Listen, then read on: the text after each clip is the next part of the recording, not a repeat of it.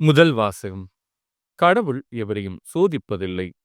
திருத்தூதர் யாக்கோபு எழுதிய திருமுகத்திலிருந்து வாசகம். அதிகாரம் 1 இறைவசனங்கள் 12 முதல் 18 முடிய. அன்பிற்குரியவர்களே, சோதனையை மன உறுதியுடன் தாங்குவோர் பேறு பெற்றோர். ஏனெனில் அவர்களது தகுதி மெய்ப்பிக்கப்படும் போது தம்மீது அன்பு கொள்வோருக்கு கடவுள் வாக்களித்த வாழ்வாகிய வெற்றி வாகையினை அவர்கள் பெறுவார்கள். சோதனை வரும்போது இச்சோதனை கடவுளிடமிருந்தே வருகிறது என்று யாரும் சொல்லக்கூடாது. ஏனெனில் கடவுள் தீமையின் தூண்டுதலுக்கு உள்ளாவதில்லை. அவரும் எவரையும் சோதிப்பதில்லை. ஒவ்வொருவரும் தம் சொந்த தீய நாட்டத்தினாலே சோதிக்கப்படுகின்றனர். அது அவர்களை கவர்ந்து மயக்கி தன்வயப்படுத்துகிறது. பின்னர் தீய நாட்டம் கருக்கொண்டு பாவத்தை பெற்றெடுக்கிறது. பாவம் முழு வளர்ச்சியடைந்து சாவை விளைவிக்கின்றது. என் அன்பார்ந்த சகோதரர் சகோதரிகளே, ஏமாந்து போக வேண்டாம். நல்ல கொடைகள் அனைத்தும் நிறைவான வரம் எல்லாம் ஒளியின் பிறப்பிடமான விண்ணகத் தந்தையிடமிருந்தே வருகின்றன. அவரிடம் எவ்வகையான மாற்றமும் இல்லை. அவர் மாறிக்கொண்டிருக்கும் நிழல் அல்ல. தம் படைப்புகளுள் நாம் முதற்கனிகளாகும்படி உண்மையை அறிவிக்கும் வார்த்தையால் நம்மை ஈன்றெடுக்க அவர் விரும்பினார். இது ஆண்டவரின் அருள்வாக்கு. இறைவா, உமக்கு நன்றி. பதிலுரை பாடல். ஆண்டவரே, நீர் கண்டித்து பயிற்றுவிப்போர் பேறு பெற்றோர். ஆண்டவரே, நீர் கண்டித்து உம் திருச்சட்டத்தை பயிற்றுவிக்கும் மனிதர் பேறு பெற்றோர்.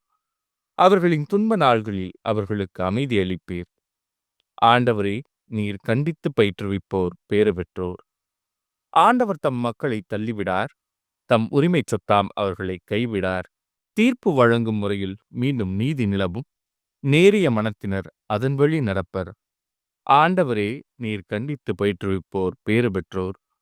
என் அடி செருக்குகின்றது என்று நான் சொன்னபோது, ஆண்டவரே, உமது பேரன்பு என்னை தாங்கிற்று.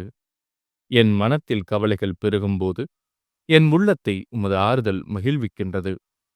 ஆண்டவரே, நீர் கண்டித்து பயிற்றுவிப்போர் பேறு பெற்றோர். நற்செய்திக்கு முன் வாழ்த்தொலி. அல்லேலூயா, அல்லேலூயா. என் மீது அன்பு கொண்டுள்ளவர் நான் சொல்வதை கடைப்பிடிப்பார். என் தந்தையும் அவர் மீது அன்பு கொள்வார். நாங்கள் அவரிடம் வந்து அவருடன் குடிகொள்வோம். அல்லேலூயா. நற்செய்தி வாசகம். பரிசேயர், ஏரோதியர் ஆகியோரது புளிப்பு மாவை குறித்து மிகவும் கவனமாயிருங்கள். மார்க் எழுதிய தூய நற்செய்தியிலிருந்து வாசகம். அதிகாரம் 8 இறைவசனங்கள் 14 முதல் 21 முடிய. அக்காலத்தில் சீடர்கள் தங்களுக்கு தேவையான அப்பங்களை எடுத்துச் செல்ல மறந்துவிட்டார்கள்.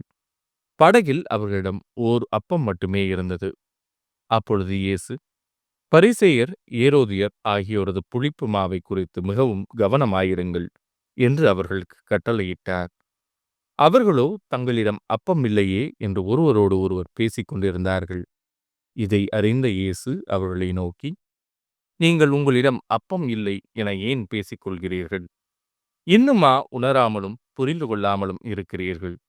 உங்கள் உள்ளம் மழுங்கியா போயிற்று? கண்ணிருந்தும் நீங்கள் காண்பதில்லையா? காதிருந்தும் நீங்கள் கேட்பதில்லையா? ஏன் உங்களுக்கு நினைவில்லையா? 5 அப்பங்களை நான் 5000 பேருக்கு பிட்டு அளித்த போது மீதியான துண்டுகளை எத்தனை கூடைகள் நிறைய எடுத்தீர்கள் என்று அவர் கேட்க, அவர்கள் 12 என்றார்கள். 7 அப்பங்களை நான் 4000 பேருக்கு பிட்டு அளித்த போது மீதி துண்டுகளை எத்தனை கூடைகள் நிறைய எடுத்தீர்கள் என்று கேட்க, அவர்கள் 7 என்றார்கள்.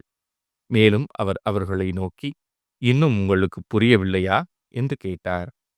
இது ஆண்டவரின் அருள்வாக்கு. கிறிஸ்துவே, உமக்கு புகழ்.